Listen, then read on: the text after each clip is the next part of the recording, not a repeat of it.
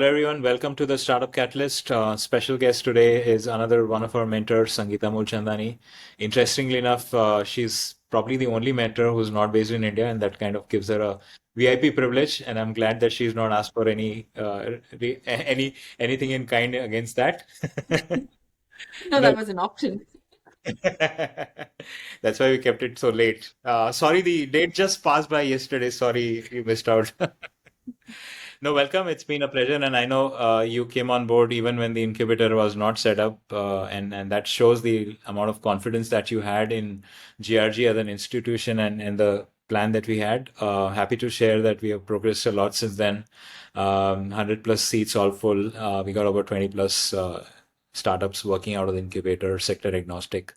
But I think mentoring, as you know, is a critical element, and we are glad that you're on the panel. The whole objective of this call is for us to know you much better, for the incubators to know you much better. So, why just walk us through, in a as casual way as you can about what's been your experience so far, where have you grown up, and so on and so forth. Would we take it from there? Yeah, wow. Okay, going straight to the start. So hi everyone, I'm Sangeeta Mulchandani. I'm the founder of Jumpstart Studio Global. In a nutshell, I teach startups how to start up. And the reason I say this is because a lot of times people think, oh, I've got this brilliant idea and I can just go start a business. And then often the analogy I ask them is, well, you studied through school and university to then find a job. Why do you think you can start a startup without actually learning about the basics of building business or the basics of building the foundations of building a business? And so I think startup education in itself is such an important piece of the puzzle, because it really prevents you from all the pitfalls. And, talking to people who've been there and done that really just gives you a leg up, essentially. But to maybe start from where I started, I am a third generation entrepreneur. I was born and raised in Coimbatore. I did my schooling in Coimbatore.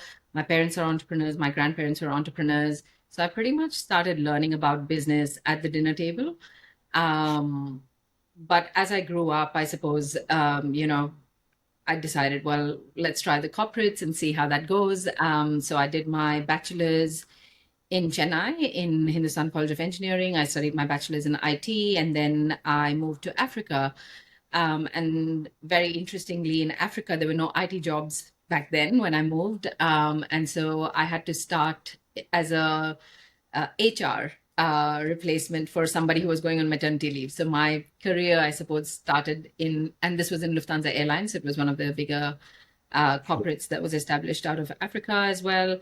And I was the HR for the West African region. And then I climbed my way up to be the assistant finance controller. So I sort of got experience around HR and finance. And then when I decided that it was time to move out of Africa, I came back to India. And then in India, people were like, you have experience in finance, but no qualification, and you have a qualification in IT, but no experience. So now you have to decide what you want to do. Start right at the bottom with an IT job, or go get a qualification in finance. And so I chose to do the latter. I chose to go and get qualified, something to do with finance. And I looked around and I found Australia really fascinating. I'd always wanted to move to Australia at some point after my bachelor's, and so I said, why not now? So moved to Africa, moved to Australia. This was about 17 years ago to do my master's in accounting. Loved it here, stayed on, worked in consulting after that at Ernst& Young, and then got onto a talent program at ANZ Bank, which is called a generalist banker program, which was about building the pipeline of CEOs for the bank. And so I worked my way into the corporates for about 15 years through all of these different experiences. And then at that point, I started getting itchy and I decided, well, it's time to do something new and something different. And because I'm a third generation entrepreneur, I suppose I knew I would always go back to business at some point, but I just didn't know how to do business in Australia. And that's when I chose to do my second master's degree, which is my master's in entrepreneurship. I did that from University of Melbourne. And the promise of that degree was at the end of the degree, you'll have a startup. And this is why I did it. And I said, well, and if my startup doesn't work, then at least I have a degree, I have a backup that I can go back to my corporates with. Yeah. But through that year, that was 2019. And so in that year, I ended up building two startups. I built a travel startup and a food startup.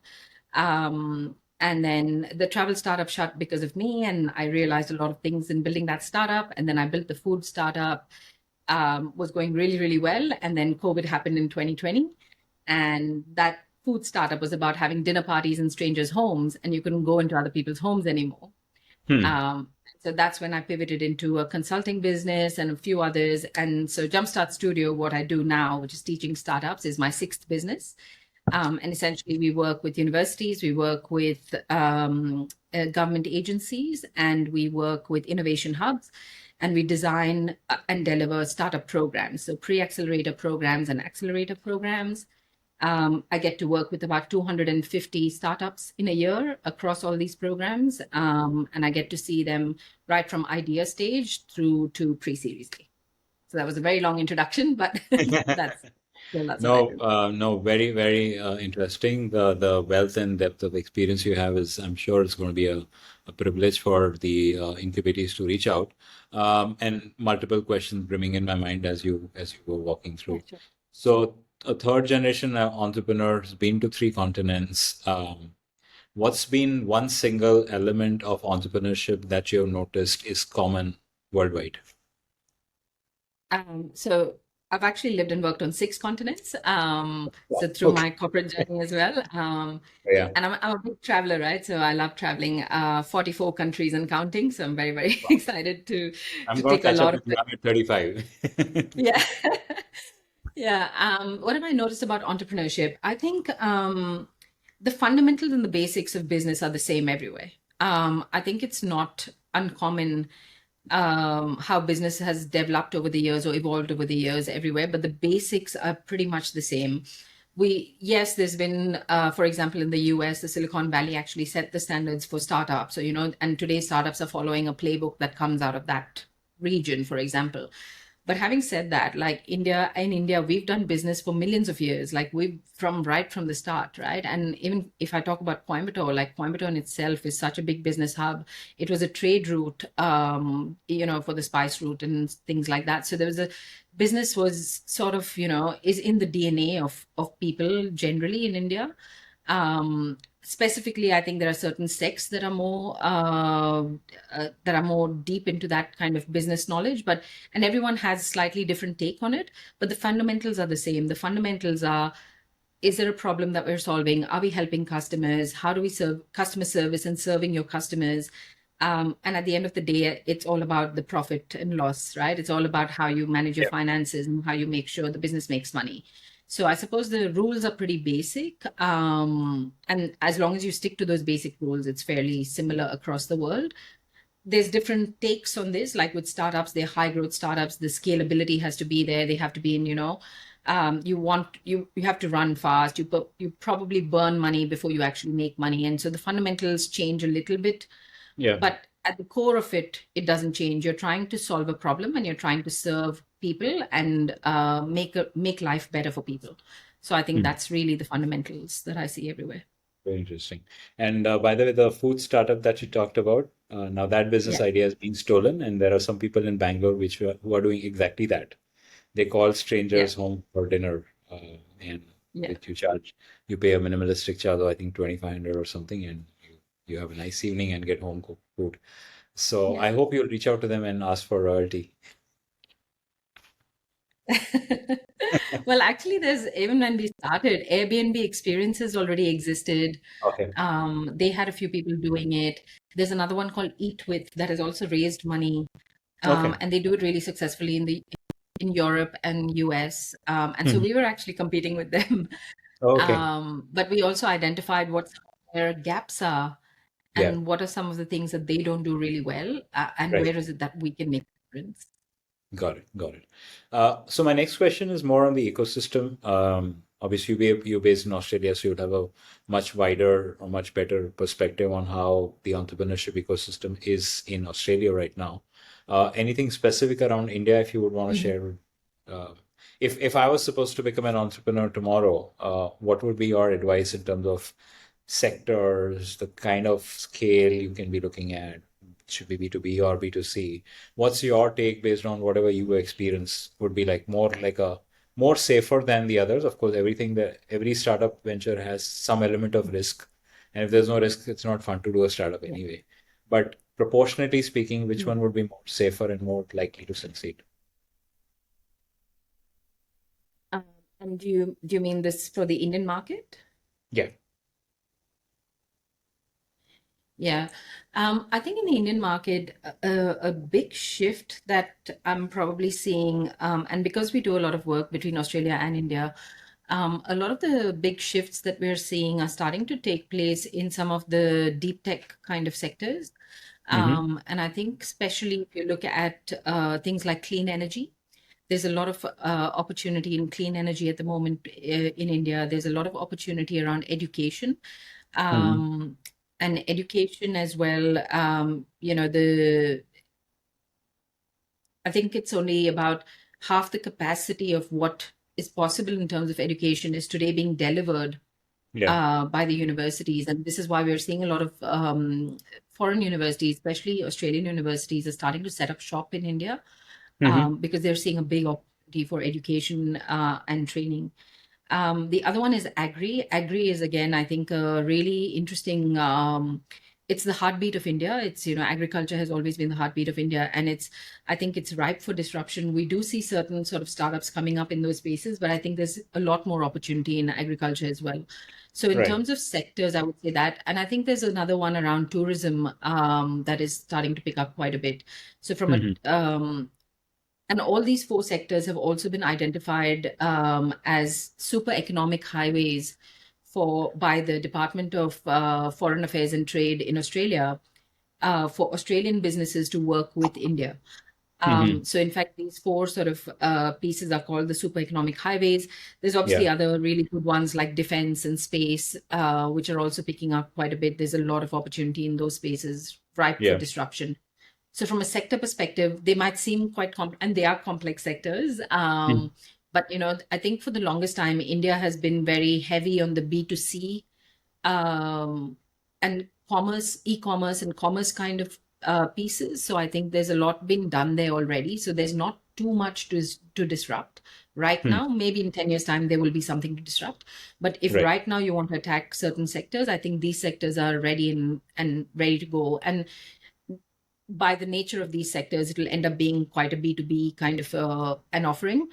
Also, Yeah. having said that, I think B2B, B2C businesses generally, yes, India has huge populations and a huge market, and I think it's great, but B2C businesses often take a long runway. But whereas with B2B, the contract sizes that you sign can sort Yeah. of really turn around that narrative for you as a business in terms of revenue, and the financial fundamentals can suddenly change overnight Mm-hmm. once you sign one or two contracts, right? Although Right. then the sales cycle is a little bit longer.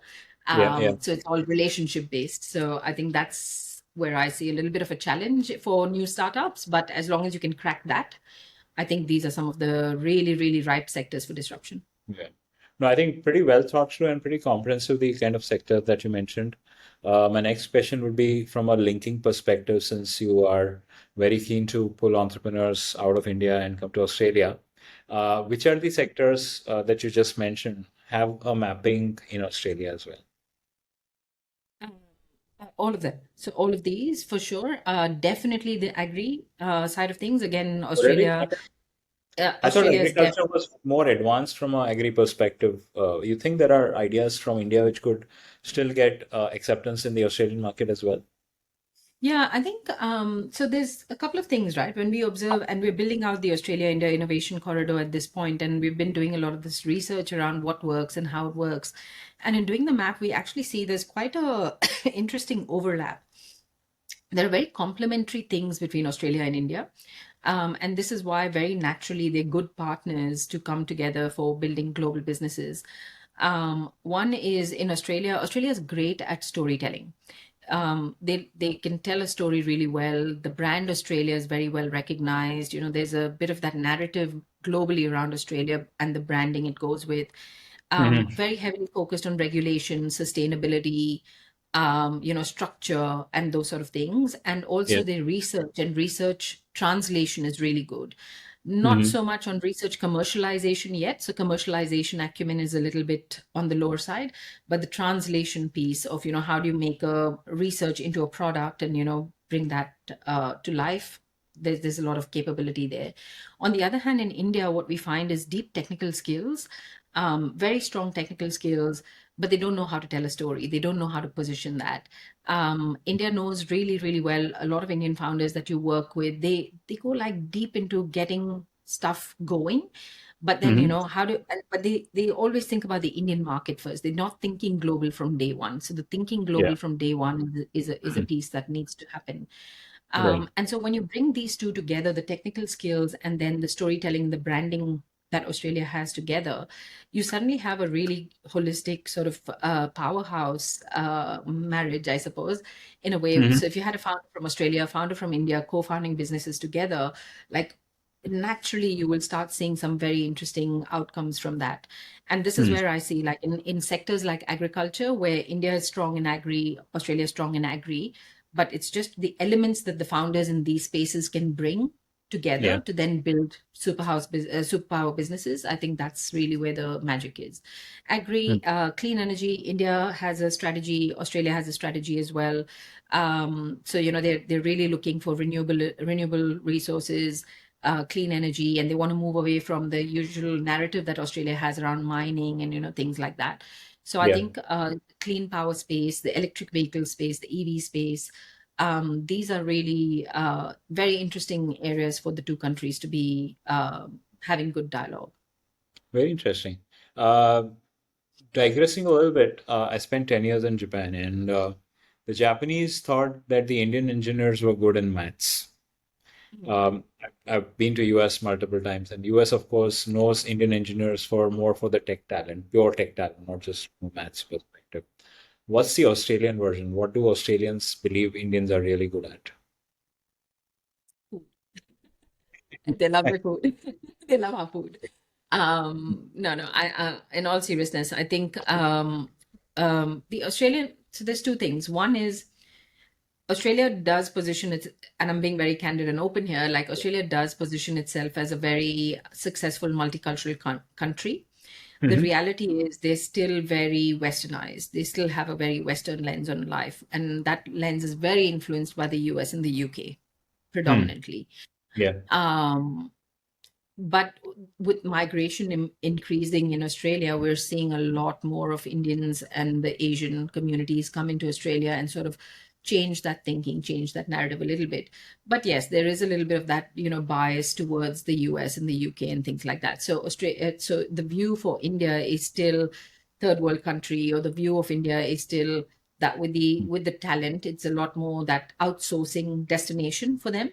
Yeah. And this is the narrative we want to change. Like it's not just cheap labor or cheap, employees that you can get. It's more about, the talent that is there, the tech talent. So all the engineers you will see here are pretty much Indian in Australia as well, right? They're people who've Yeah. migrated from here.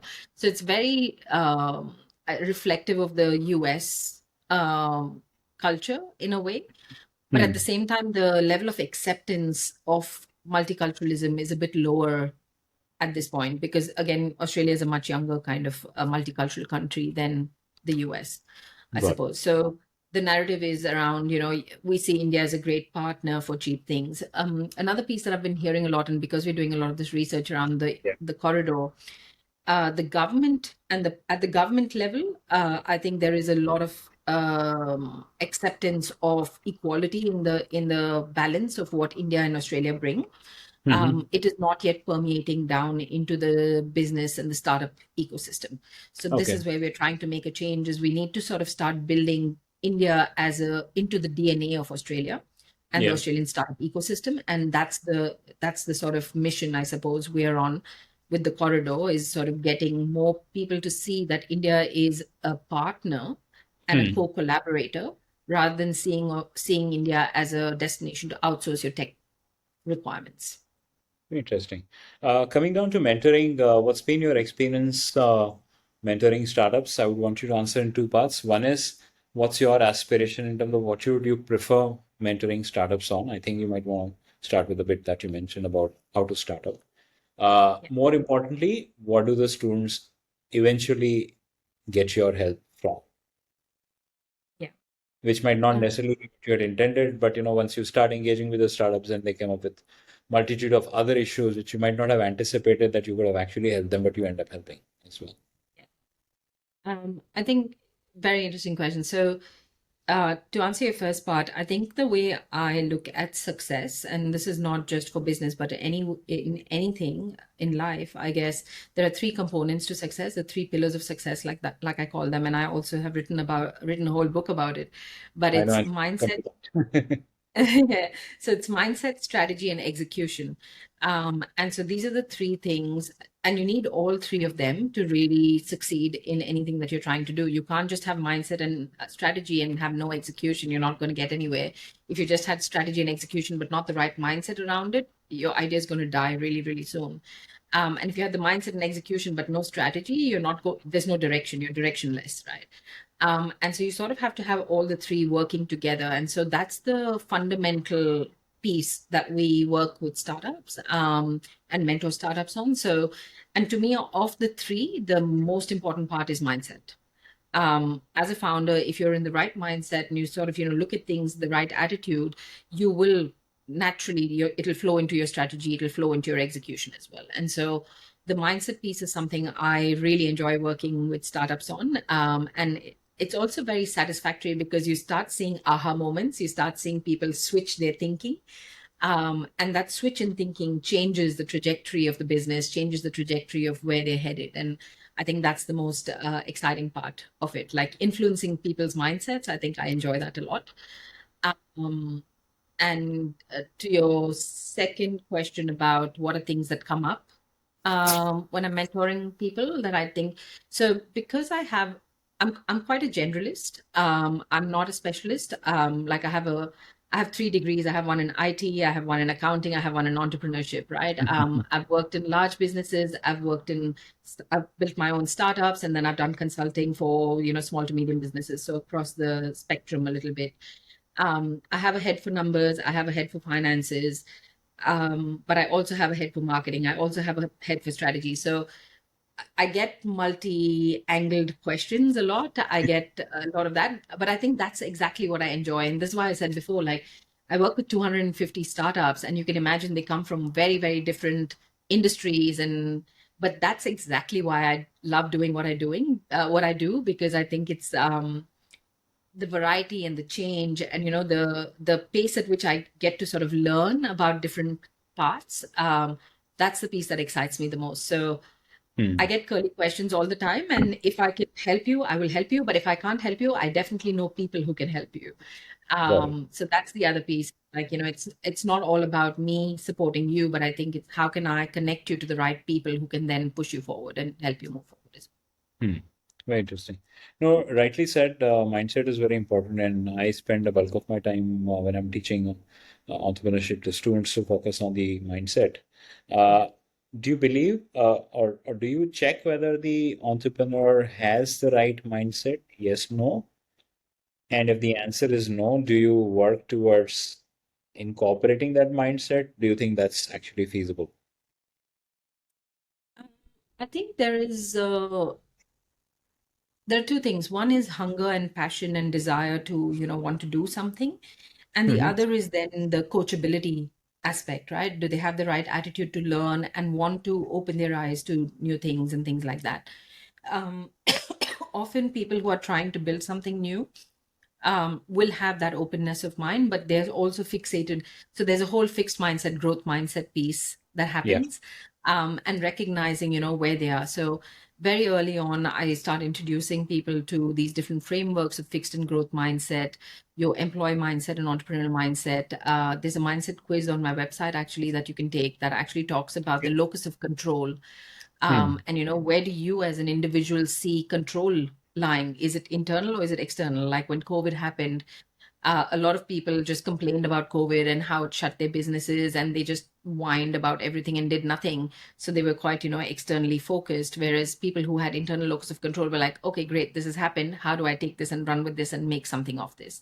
So Yeah. again, all of these mindset, attitude things are really, really things that when we get people into our programs, 100% we're looking for that. The interviews that we do are looking for, people who have at least the potential to build into that mindset.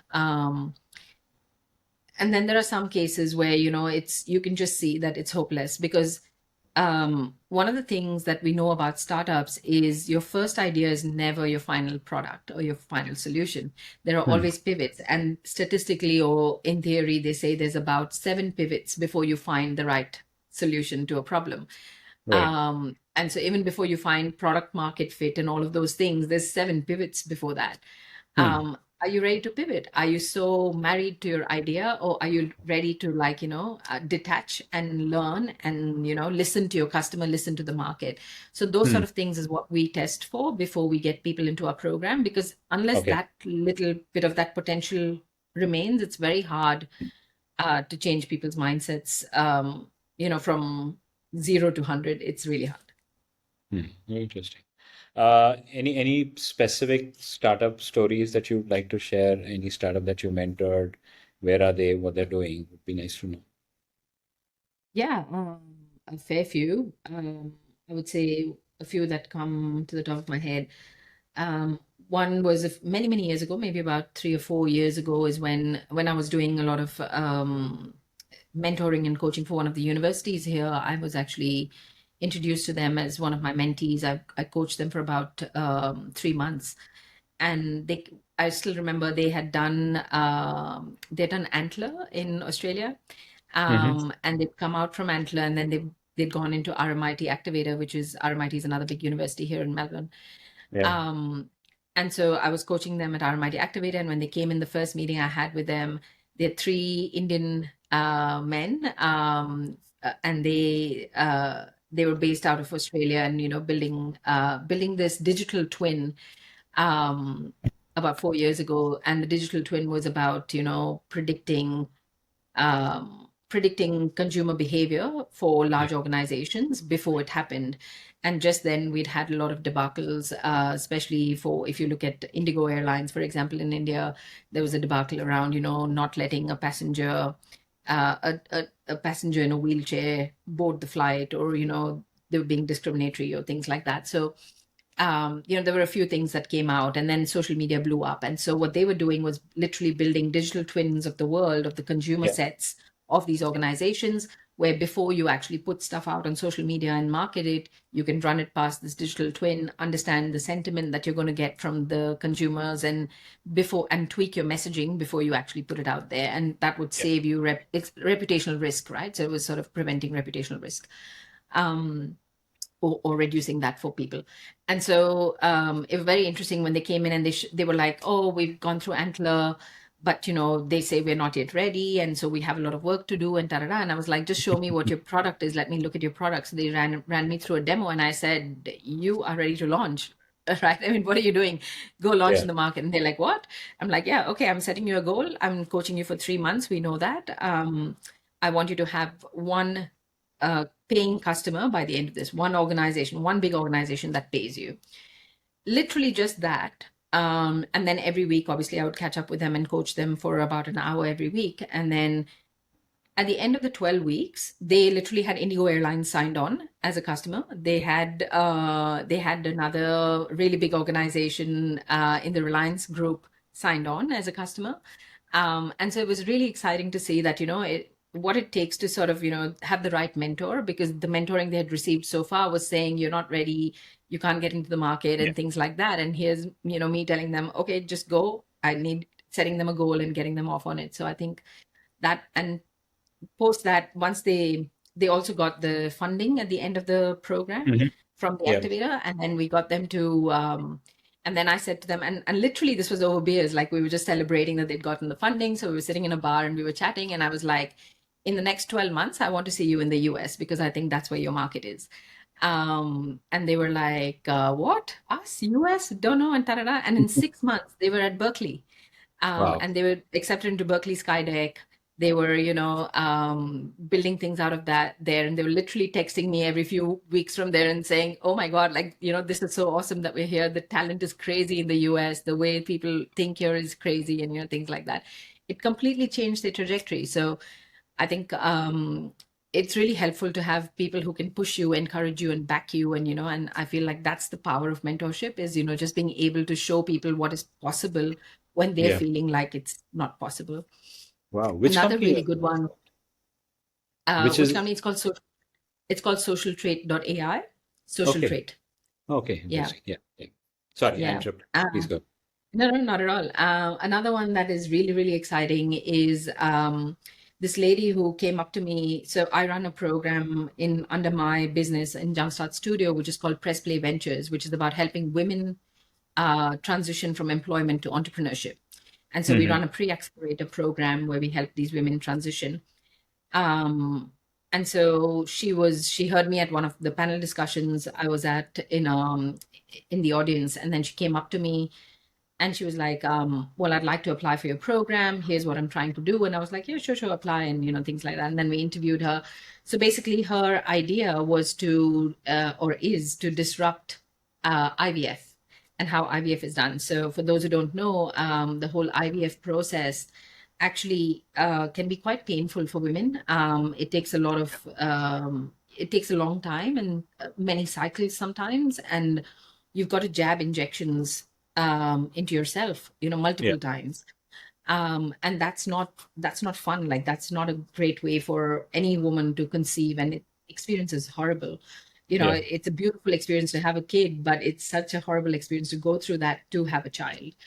And I suppose that's the thing that she wanted to disrupt because she had gone through the IVF process and she knew what the pain was. But she didn't come from a medical background. She didn't know anything about the industry as such. Her only question was she was a patient who had gone through the process and she's like, why do women need to go through this? Hmm. So she started from that fundamental question of trying to solve that problem today. And she came into our program early last year. She graduated in May last year. And now she's at a stage where she's already raised her first round. She's raised $1.6 million. She's got partners. She's got people in the US. She's got medical partners in the US who have partnered with her. She's got people who are ready to sort of buy her product. They've given her letters of intent. Her father is a gynecologist, but so she's been very, very fortunate that she has Wow. actually, so it's a father and daughter Hmm. co-founder duo, which is very Yeah. interesting as a dynamic as well. And they're very, very successfully starting to prototype the product at the moment. It's a med tech, so it takes a bit of time and takes some capital to sort of get it off the ground. But Right. they're in very good stages. They've also been pegged as one of the fastest growing startups here in Victoria in Australia. Wow. So they have a lot Interesting. of support from the government. Yeah. And Yeah. have they tried to come to India as well? Are you planning to bring them here? Or? I have suggested they do want to sort of get the trials, the clinical trials going and, get everything sort of going from that end and get some runs on the board before they want to explore other markets. So right now their market is Australia and the US. That's where they're initially going, but eventually they want to be global. Wow. I hope you have some sweat equity in both the companies. You want to make you might become a billionaire someday with that. Well, I do. So with the social trade guys, it was so early in my journey also as a mentor that, and they literally said, Sangeeta, how can you help us? Like, tell us what you want. We're happy to give you equity and things like that. And I Yeah. just didn't grab that fast enough. Uh, But I mean, I'm still in touch with them and all of that. But with this one, with Gone Global, which is Ellen Gonda is the founder's name. Yeah, I do have equity in the company. Yeah. Great. Really rich experience, and we are very glad we had this conversation. I think Yeah, thank some you. of the ideas that you suggested, some of the points that you emphasized of your book, I think are going to be very valuable learning for the entrepreneurs. What is a big thing that you are looking forward to? For the work I'm doing. Yeah. So a couple of things. I think first is the Australia-India Innovation Corridor. We're really excited about that. Really want to start getting more Australian and Indian founders working together. And so it's an exchange program where we're going to be doing mentoring, but also bringing people across both countries. Yeah. So we're aiming for 200 founders over the next 2 to 3 years Yeah. doing that exchange. Hmm. So that's a really exciting part. And the other one is a little bit under the wraps, but I might give you a bit of a teaser. Sure. Um, Please. we're looking to, one of the biggest problems that I have is that I'm my own bottleneck, where I get a lot of people inquiring and wanting to work with me, but I'm unable to, like, I just have finite time, and that's my Yeah. limitation. Mhm. And so I'm looking to clone my brain using AI. So we're Interesting. actually working with a company called Pollinize, where we're using the fundamentals of sports science. Okay. Because sports science actually helps athletes perform, and it measures performance for athletes, right? And if we Hmm. can measure performance for athletes, how do we measure performance of founders? We often measure the performance of the business, but we never measure the performance of founders and how founders are growing and evolving in their journeys. Okay. Um, and yet, a lot of early stage investment is done on the founder, not on the idea, because the idea is still, Yeah. is still quite nascent. So you're betting a lot on the founder, but there's no real data to bet on that founder. You're betting because of certain things that you know. And Yeah. so we're trying to sort of see how do we use sports science to measure founder performance, Right. and then use a little bit of my methodologies on the coaching and mentoring. So this Yeah. will end up being a tool that founders can use so they can access mentoring, coaching, but also measure their own growth as they continue building businesses.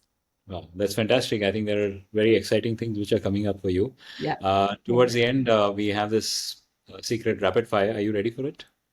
Okay, let's go. Uh, One life-changing book that you talk most about. One life change. Oh my God, there's so many. Um, there's so many, but if you're talking about mindset, I think Mindset by Carol Dweck is Okay, definitely top on my wonderful. list. Yeah. If I can give you one more, I think, Sure. which I think is going to be useful for a lot of founders, is Legacy. It's a book that's written about the All Blacks team from New Zealand, the rugby team. Mhm. Okay. It's a award-winning team, and a lot of the lessons in there are about team building and how to build really solid teams. So I think that'll be very Yeah. useful. It's called Legacy. Wonderful. Which book do you think you would now want to recommend to entrepreneurs? Something more recent, something that you might not have recommended so far. My book, Start Right, How to Pick a Winning Business Idea and Make It Successful. Wonderful. If you're an entrepreneur, that 100% that.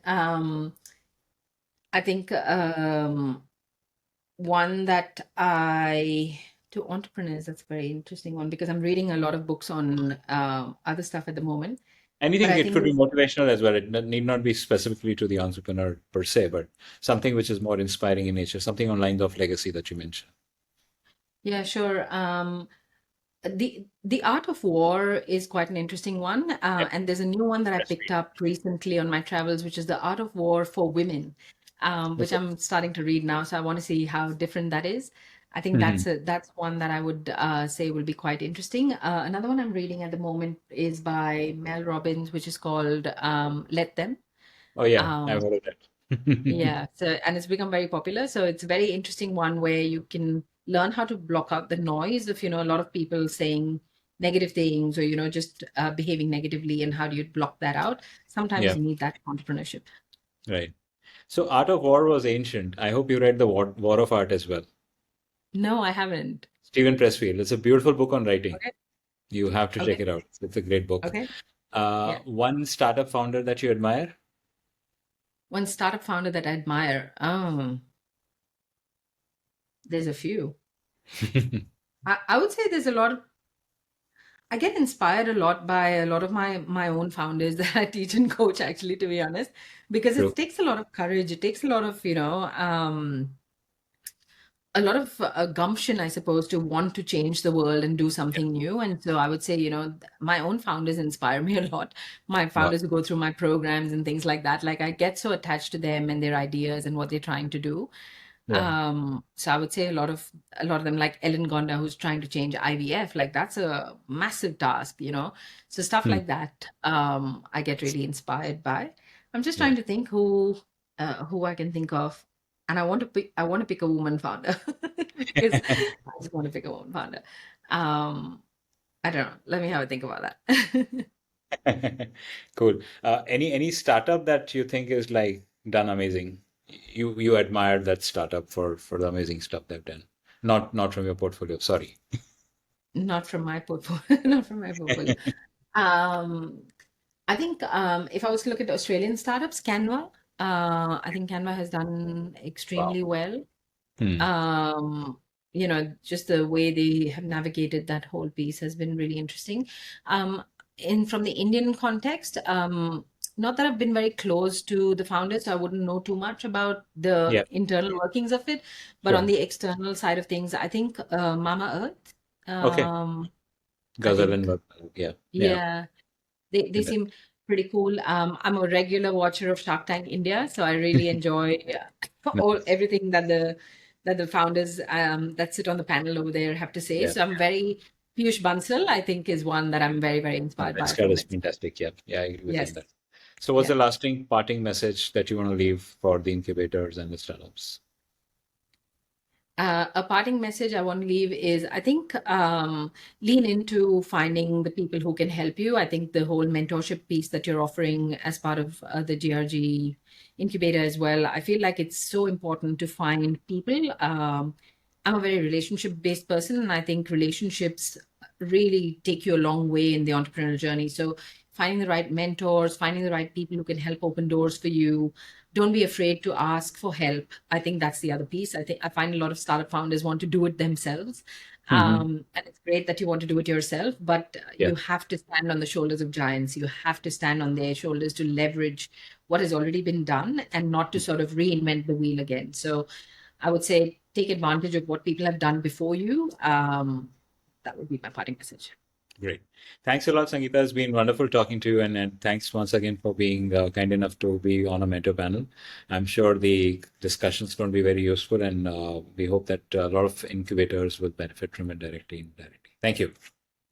Okay, thank you for having me. Thanks. Bye.